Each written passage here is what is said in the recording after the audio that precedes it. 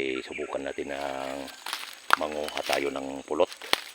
At ang laki ng puno ng pulot dito mga kantero. Ito pala yung aking kasama. Yan. Biraan mo ni kay Bulbahol. Yan pala yung pulot tugob mga kantero. Yan. Yan. Ang laki ng kanyang puno. Nakita na natin.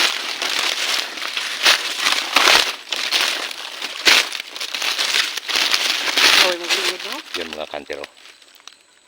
May mga taga-taga na rin. Kaso ay medyo matagal na. Kaya madami-dami pa ang makukuha nating dagta nito. Yan o. Papunta doon sa taas. Yan. Yan po ay tugob. Lalaking pulot, no? Yan o. Ang laki ng kanyang puno. Yan at magsisimula na yung ating kasama sa pagtaga.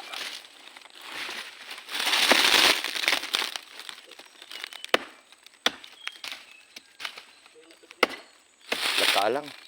Lagka. Dito gid ang damo tag kuan niya. Dito ba paugid ba? May brand new niya pa. Ito sa taas gidawi. Update ko na lang kayo mamaya pagkatapos namin itong mataga. Yan kanter. At matapos na natin na kuhaan ng pulot yung kanina. Pulot tugob. At hindi ganong malaki yung nakuha natin. Sa katamtaman lang ang laki niya. Dito mga kanter. Yan. Pero okay na rin yan mga kanter. Medyo matagal-tagal na rin itong gamitin natin sa paghahanting ano, yan o. At ayun yung kasama ko. Yan o. Nasa taas na. Parang hindi na gaanong klaro. Yan o.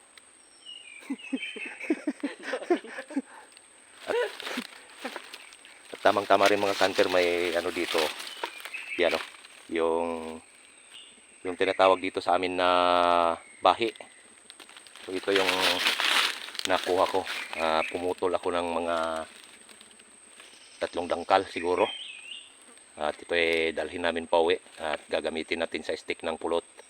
At yung iba naman ay gagamitin natin sa paltak ng CI natin na gamit para pang labuyo. Sa mga hindi pala nakakaalam mga kanter kung anong dahon ng pulot tugob ay ito yun. Yan. Itong kanyang dahon kapag matanda na ang pulot tugob na ito. Yan o. Yan. Ganito ang dahon niya kapag matanda na ang tugob. At kapag bata pa, kung bata pa naman ang pulot tugob ay ayun o. Yan. Ganyan ang kanyang dahon kapag bata pa ang pulot na tugob.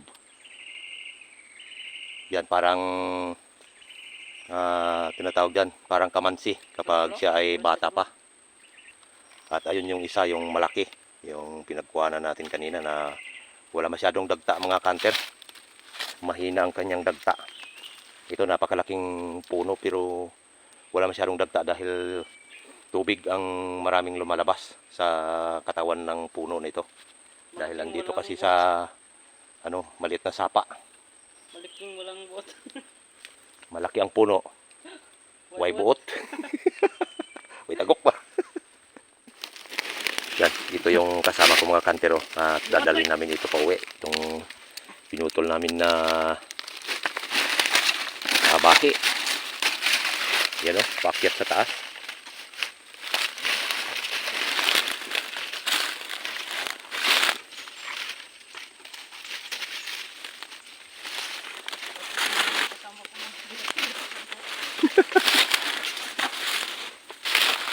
Ito yung pinagkuhanan namin ng pulot.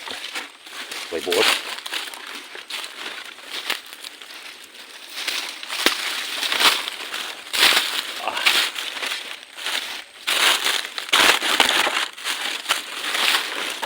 Yan. kasama ko. Yan ang pinapasan ko sa isang putol ng bahi dahil siya ay bata pa at mas malakas pa kumpara sa atin na line of 5 na tayo. Medyo mahina na yung tuhod natin, pero yung mga binata pa yun, no, ang ano pa, talagang makisig pa, sumasayaw pa.